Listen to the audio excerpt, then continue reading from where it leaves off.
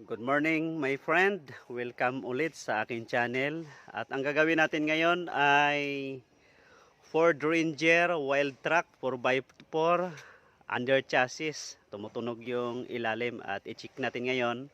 Tatanggalin muna natin ang gulong.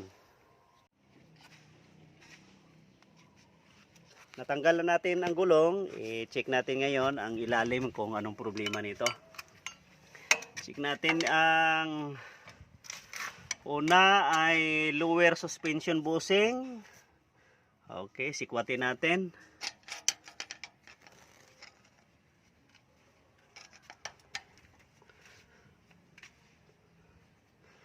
May sira na ang lower suspension bushing.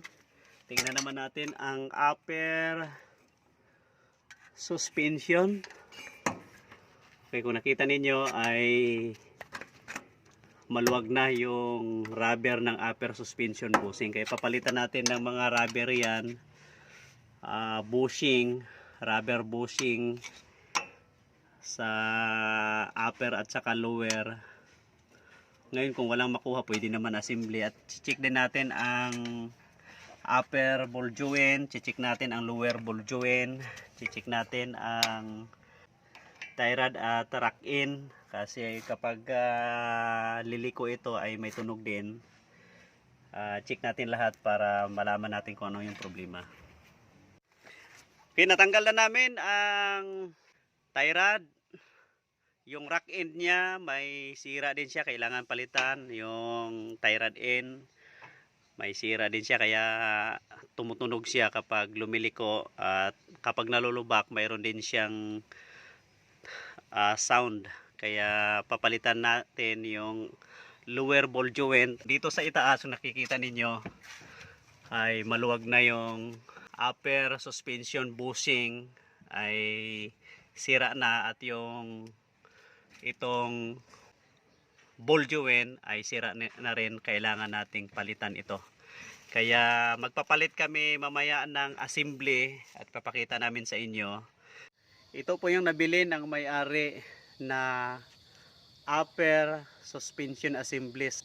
Ang sabi niya ay napakamura kung ikumpara doon sa dealers na parts. Kaya mas gusto niya magpagawa sa kanyang kaibigan at kukuha doon sa labas, sa auto supply sa labas, kasi nga mas makakamura sila. Kaya ikakabit na natin ngayon itong upper suspension assembly. Madali lang ikabit ito kasi ito yung bolt mahaba, at may kakabit na natin ito ng diretso.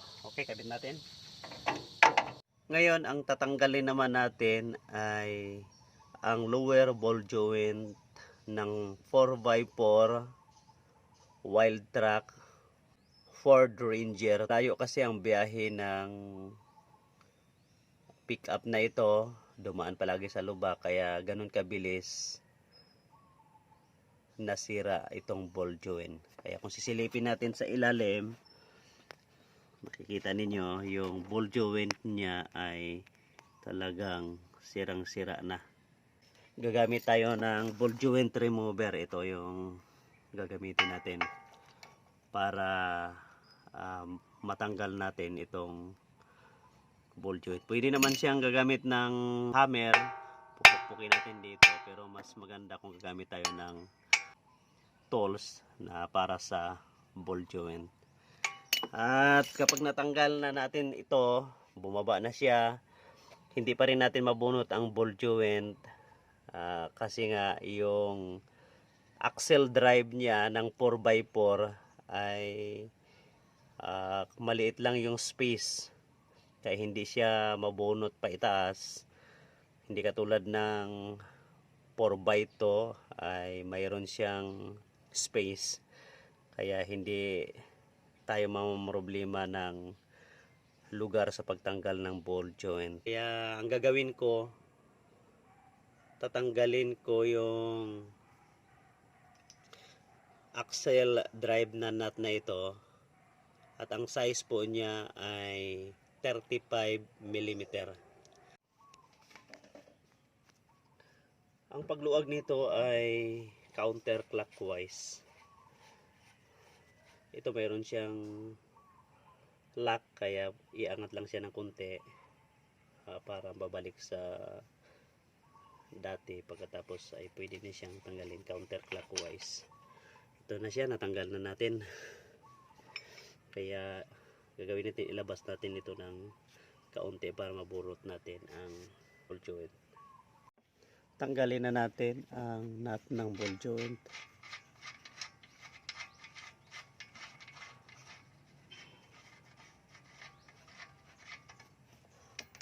Okay. Pagkatapos ay pasok natin itong ball joint remover. Tapos ay papaluin natin ng martilyo.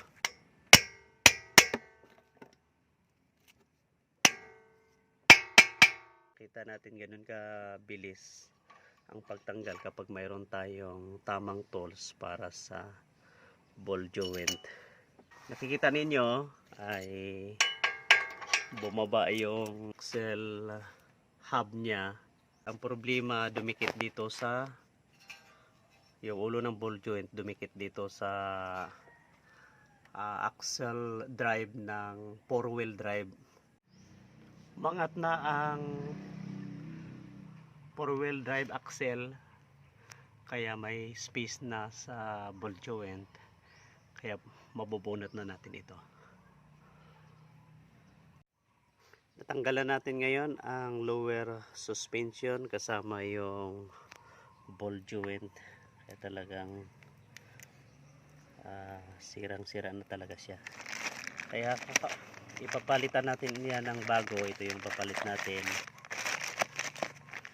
Ford. Ito po yan. Yan, pareho sila. Mayroon din siyang lock para hindi lulusot ang ball joint doon sa housing o sa lower suspension. Kung may bracer tayo, madaling magkabit nito, lalo na kung kinalawang at matigas. Pero itay pa rin natin na pukpukin ito ng hammer kung lalabas siya. Kung lalabas siya, ay hindi na natin kailangan na dadalhin ito sa machine shop. Tingnan natin.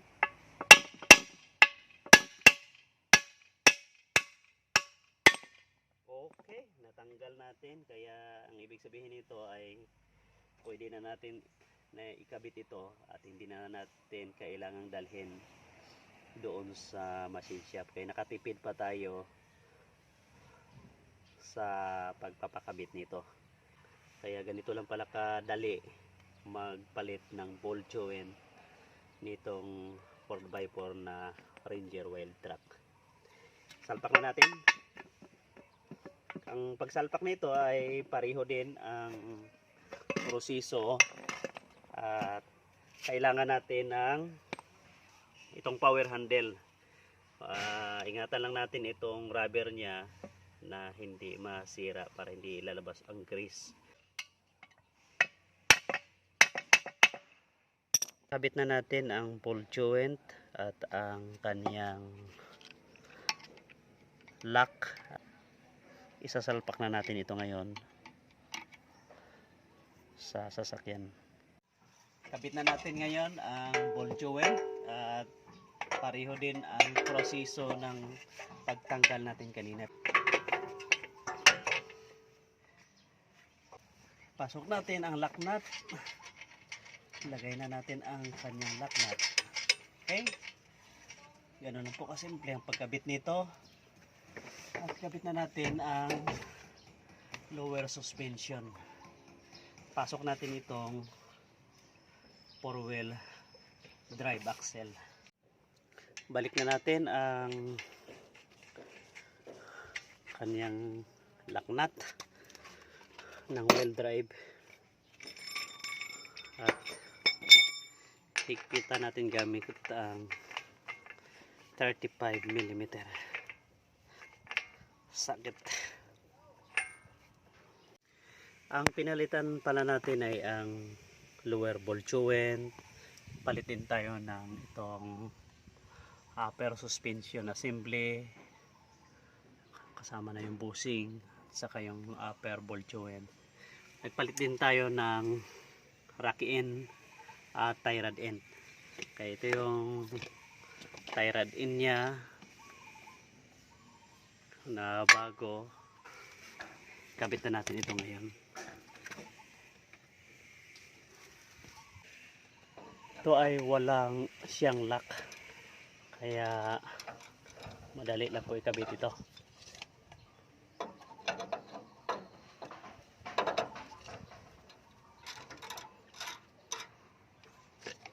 Okay, nakabit na natin at higpitan natin ito gamit ang adjustable wrench. Pwede namang liabe tubo. Kaya ito, higpitan lang natin na ito ng clockwise. Nakabit na natin ang lower suspension. Nakapag-change na tayo ng lower ball joint,